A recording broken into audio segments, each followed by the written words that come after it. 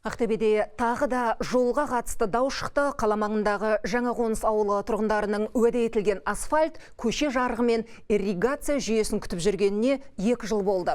Құны миллиард теңгеге жуық тендерді ұтқан мердігер мекеме жұмысты мерзімінде аяқтамай қарашада тапсыру тиіс нысандар әлі бітпеген. Енді ауыл халқы күзде лай көшіп, көктемде су астында қаламыз ба деп қорқады. Әкімдік мердігерді сотқа бермек, ал компания өкілдері ешқандай қоңырауға жауап бермей отыр. Бір жол жоқ. Не жаяу жүретін жол жоқ, не көлік жүретін жол жоқ. Осы халықтың мұң-мұқтажын біздер бәленбай жылдан бері айтып келедік.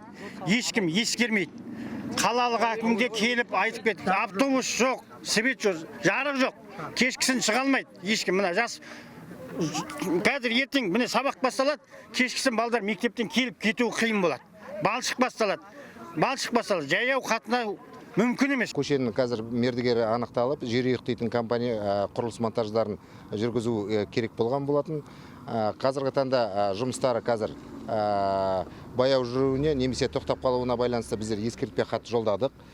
Егерде сол мерзімде жұмыстарын, қызметтерін жандандырып ары қарай жалғастырмаса, біздер олармен сотқа беріп ары қарай шартты бұзатын боламыз.